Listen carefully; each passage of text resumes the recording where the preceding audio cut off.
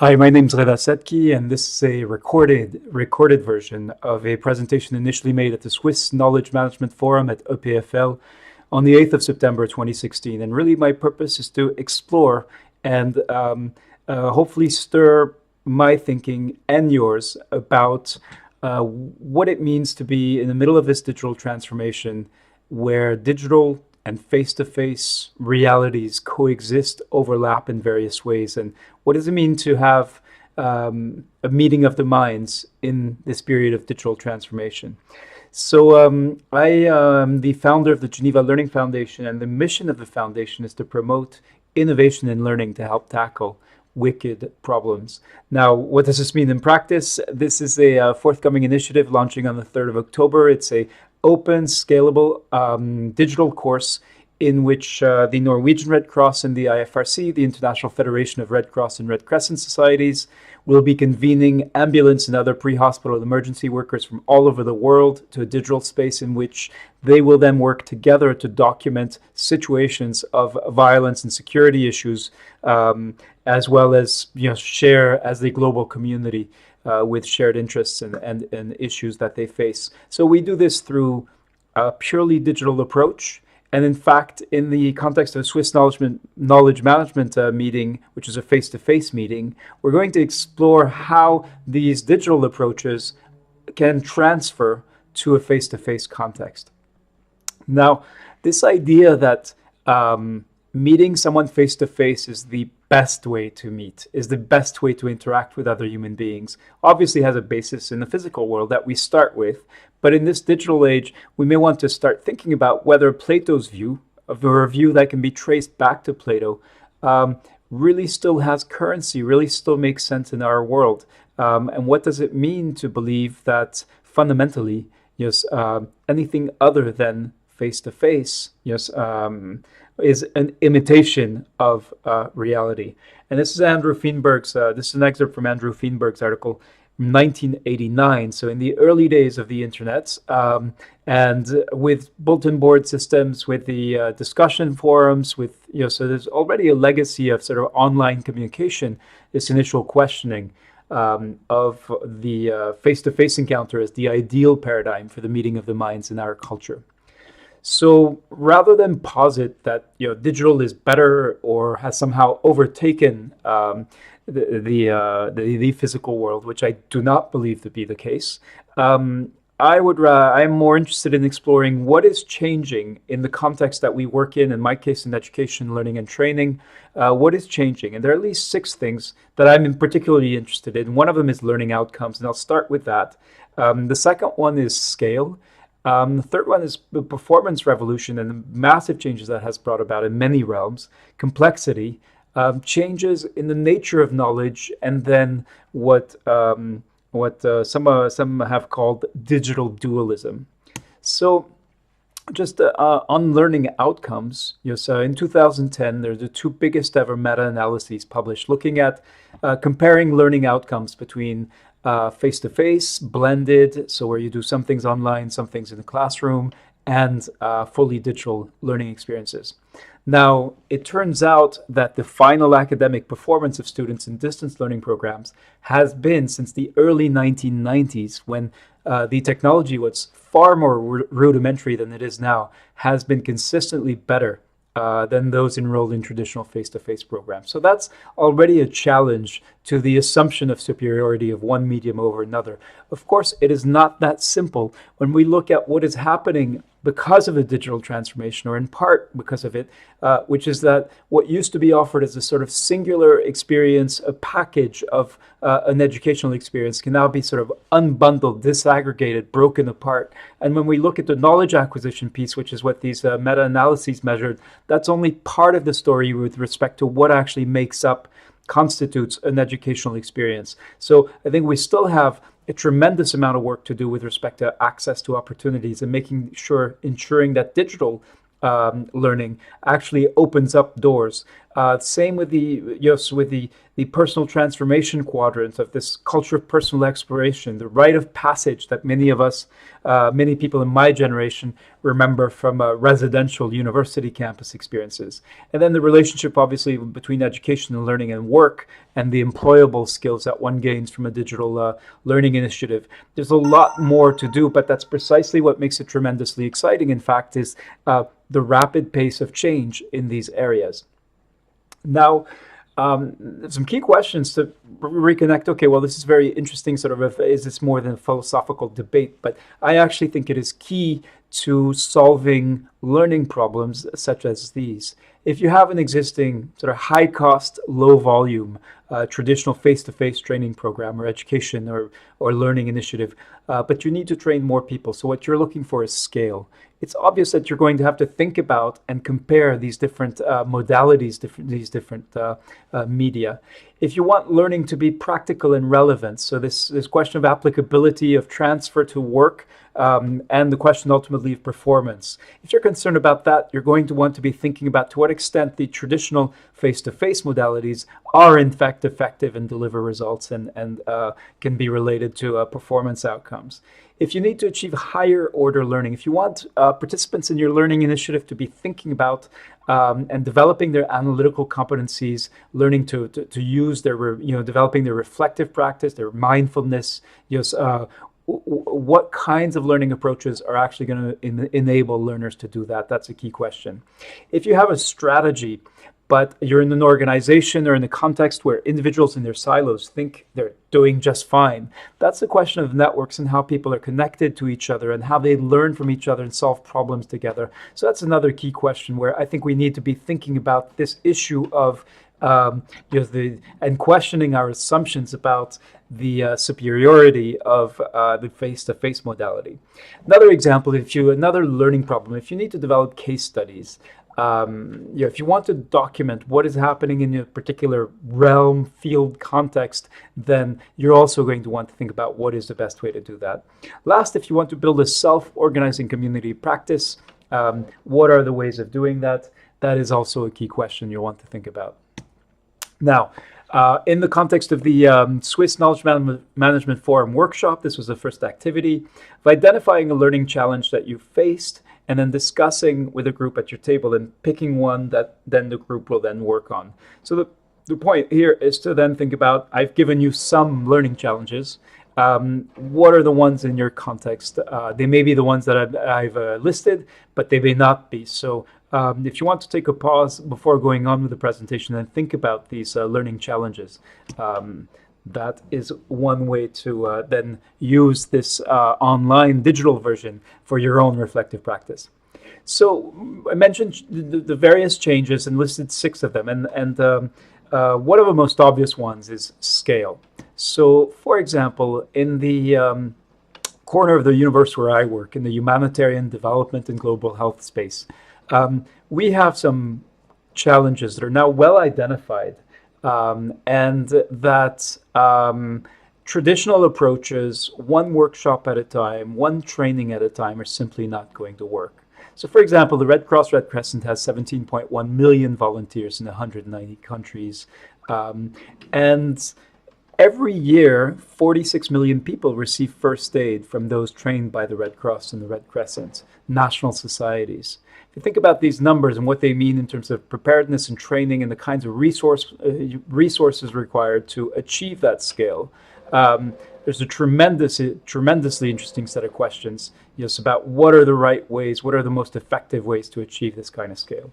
And then there's the humanitarian challenges. One of the most obvious and clearly identified ones is climate change related disasters, where the pace of change, the acceleration of these disasters, the industry that is currently established to meet this challenge does not have enough people, and the people that are there do not have the right set of skills, or competencies. So that needs to change fast if we are to meet these challenges, but traditional approaches are not going to work, and so we do need new ways of doing new things, and questioning those assumptions about the presumed or assumed superiority of face-to-face is, I think, a key component. It's one important step in making sense of how we might be able to meet these challenges. So 1976, this is Kermit Washington. He's good enough to be in the National Basketball Association in the United States. So he's a professional basketball player. But at the time, if you're an NBA player, if you're good enough to be in the NBA, you don't train. You're just assumed to be naturally good. Actually, in his case, his performance just spirals downward. And what happens is then his coach takes him out for the summer and basically drills him relentlessly. And of course, we're talking about motor skills in a physical space. But the point is about this performance revolution. It may or may not have happened in your industry, but it's coming if it hasn't reached you yet. And what it means is, how in a constantly changing world, increasingly complex sort of competencies, tasks, challenges that we face, what are the right approaches to learning that are actually going to drive performance and deliver results of the kind that are needed in order to stay current and stay on top of things. Now, this is a famous study from the Naval War College Review. This is 1986. And I'm dating these because I think there is a chronological aspect to how we've gradually begun to, sort of become aware of these issues and how they are interconnected. So this obviously is a aircraft carrier, complex piece of machinery, complex interaction between physical and virtual, people using grease pencils at the same time as they're using some of the most expensive, most sophisticated and complex pieces of technology that exist. It turns out that it's so complex that no one actually knows how to operate an aircraft carrier. There is no instruction manual. It's just too complex.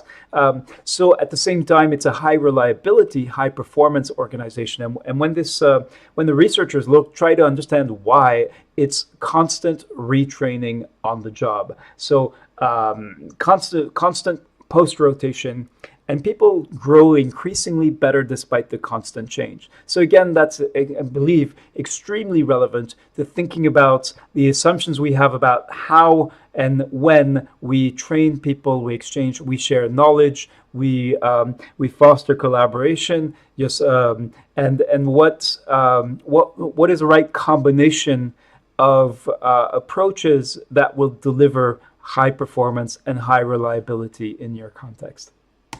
Next up is 2006, so this is 20 years later, and it's now the 10th anniversary of George Siemens' Knowing Knowledge, and so he's one of the people to formulate connectivism as a learning theory, as a successor to or a companion to other learning theories, so learning theory for the digital age, and says that the Achilles heel of every other learning theory is that they assume that the flow of knowledge is manageable, that knowledge can be sort of accumulated, stored in a reservoir, that knowledge can be treated as a product.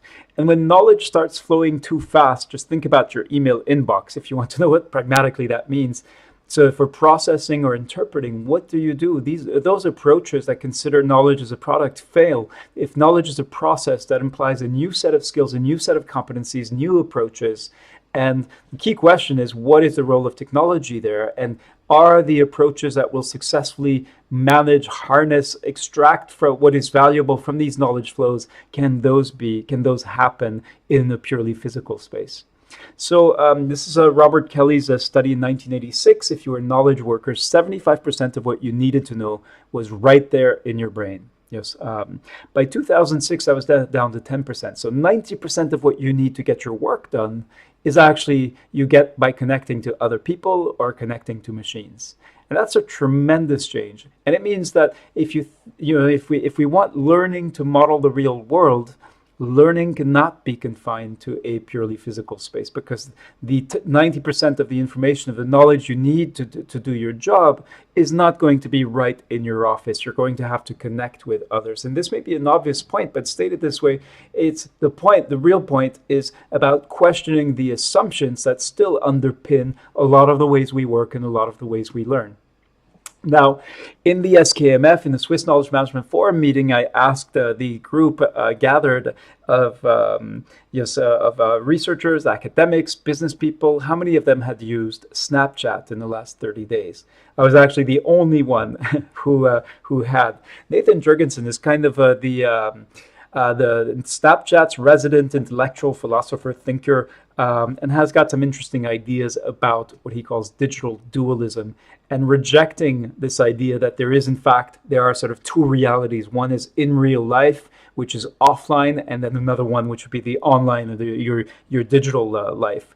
And his point, for example, is yes, that it's wrong to say that IRL, in real life, means offline. Facebook is real life. It is about real people posting real things that are happening to them. Never mind how superficial, and never mind the mix with advertising, we're still in that same world. So that is an important insight, and has important implications for thinking about how then the design of a training program, the design of a learning initiative, problem solving around various issues that you can be confronted with in an organization.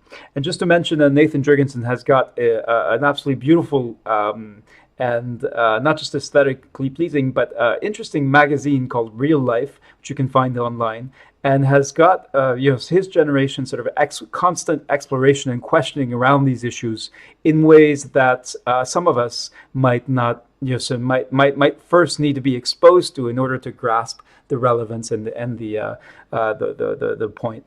So this idea that there is a constant interpenetration between online and offline, that we're constantly overlapping between these two. That's what this is about. That is what can help us make sense of these changes, figuring out how these changes impact then what we're actually trying to get done, whether that's a learning initiative or problem solving of some kind.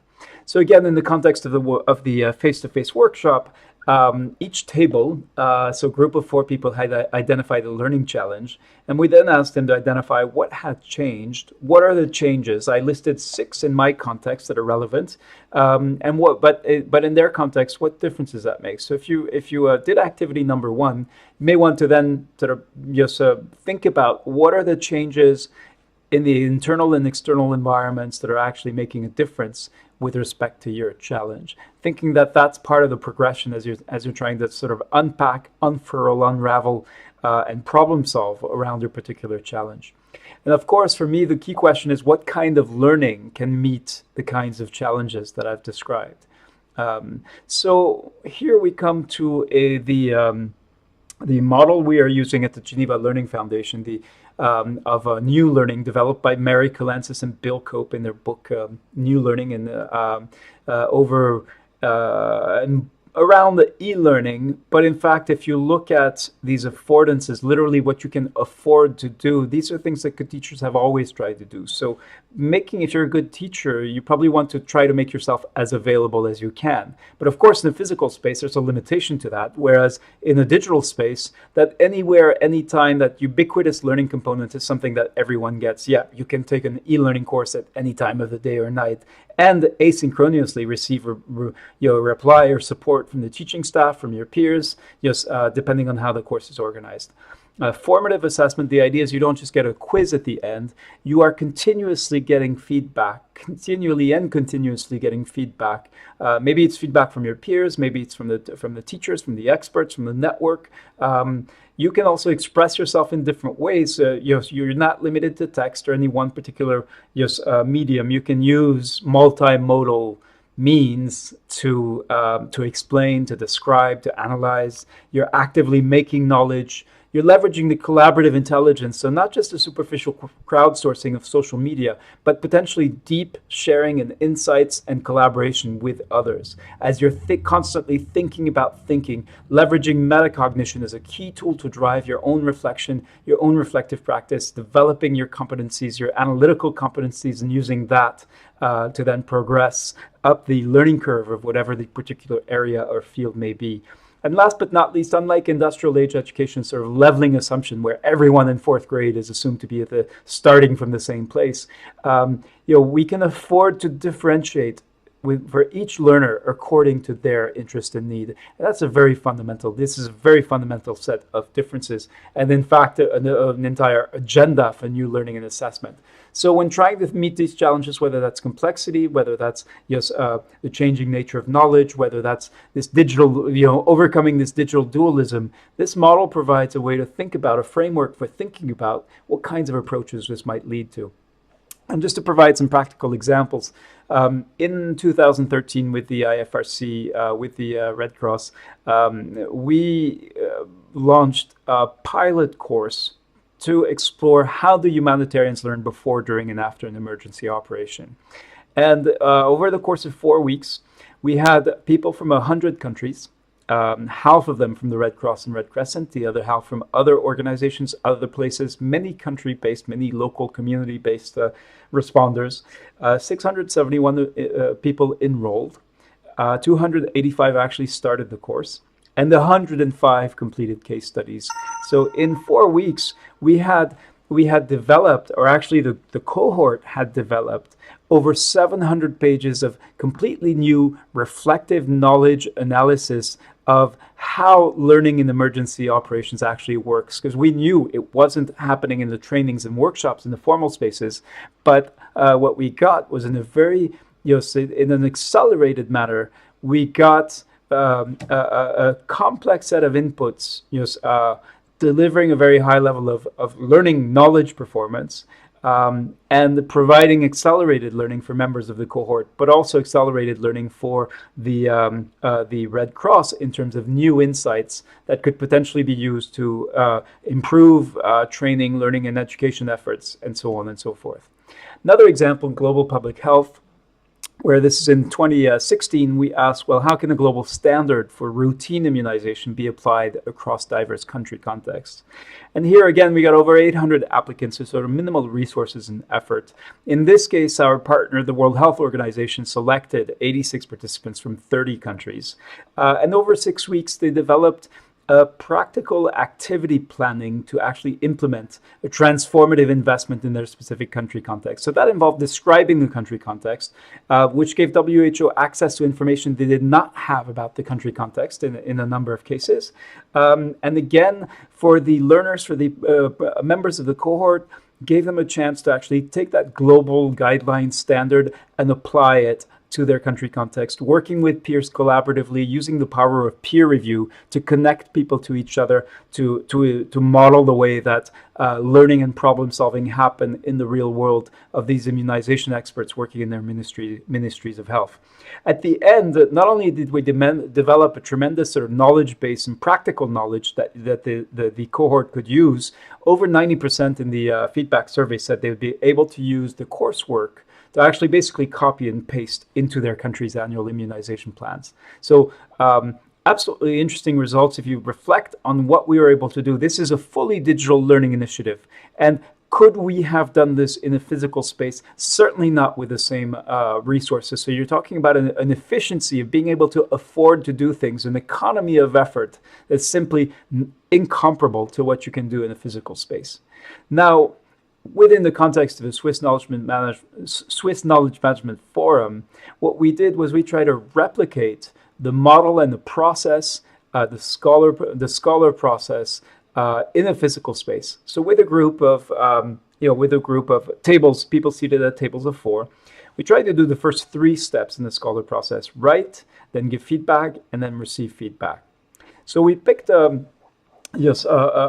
fairly banal topic of documenting our last vacation. This is knowledge grounded in experience. There's an obvious sort of intrinsic motivation to learn from each other's vacations, and we wanted to elicit, the experience and the expertise that we developed going on successive vacations. And the performance goal was clear also. It's to improve our next vacation and possibly bring some information to the group, bring some of that experience to the group so the entire group can benefit.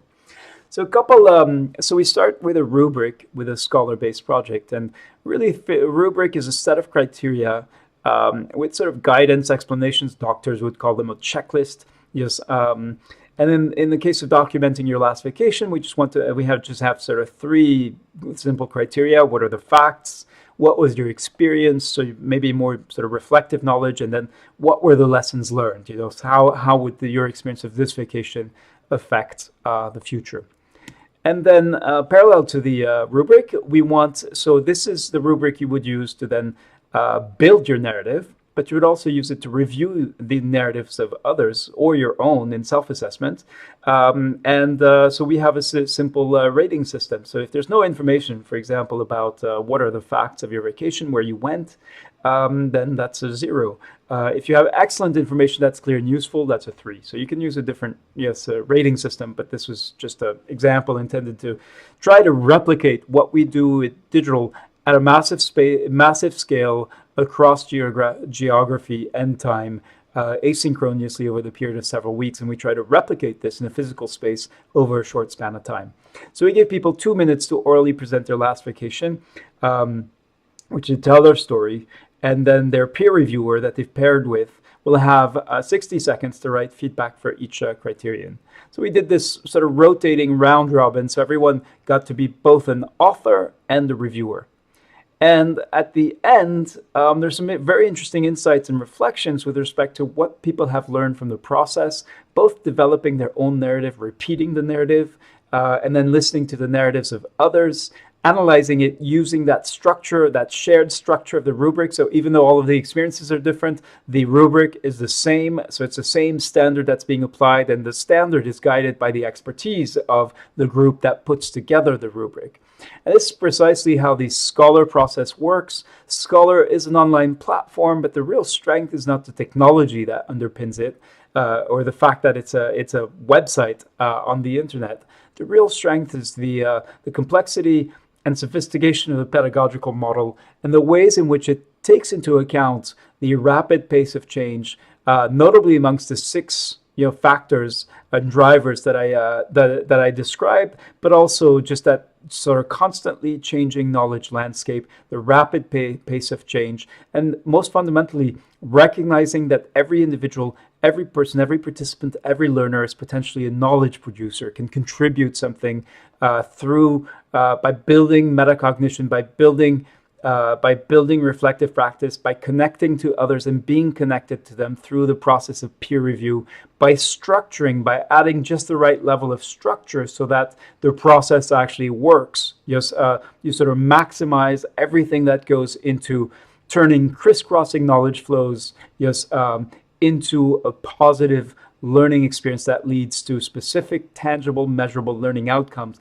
but that also does this while expanding the awareness, the consciousness of the learners, both individually and as a group. So this is a graphical description of that learning and feedback ecology, in which the assessment is not just a quiz at the end, but it's sort of continuous, continuous formative feedback, continual dialogue in the community space, and then very specific, tangible, structured work in the creator space.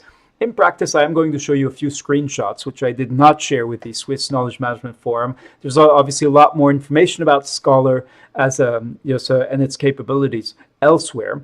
But this is a star student from the 2013 Learning in Emergency Operations Scholar pilot, Riam, and this is her profile. So when you click on the community button in Scholar, what you actually see is your personal profile, and you as an individual exist as a member of that community. And that's one of the fundamental principles of how you are connected to others, relates to some of the points I made earlier about what has changed about the nature of knowledge and how we need to think about that as we seek to develop expertise, competencies, skills, and so on.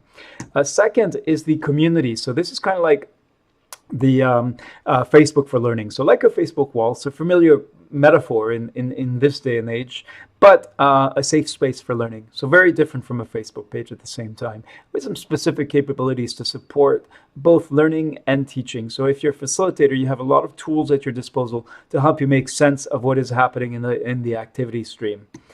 Then most fundamentally, the creator space is actually the workspace in which you take individual responsibility for the knowledge that you develop, for the piece of work that you develop. So if you were writing about your vacation, you would do it here. On the left-hand side, you would have the narrative about your vacation. And on the right-hand side, you can see the rubric. So again, left-hand side is cognition, and metacognition is on the right-hand side, getting you to think about what you're writing by referring to the rubric, looking at the questions and the guidance it contains, looking at what the criteria are, and asking yourself, have I covered this in my work? Have I correctly described this? Have I included all the information that's required? And so on and so forth. And that's very powerful to have both of those side by side. And the creator space is also then where peer review happens, where instead of looking at your own work, you will be looking at the works of others. Thank you for making it to the end of the presentation. This has been a presentation by Reda Sadki of the Geneva Learning Foundation. This presentation was first made in a face-to-face context at the Swiss Knowledge Management Forum in Lausanne at EPFL on the 8th of September 2016. If you'd like to know more about the Geneva Learning Foundation's work, please look at our website, www.learning.foundation. Once again, thank you for taking the time to view this, and please do not hesitate to share your feedback and comments via the website.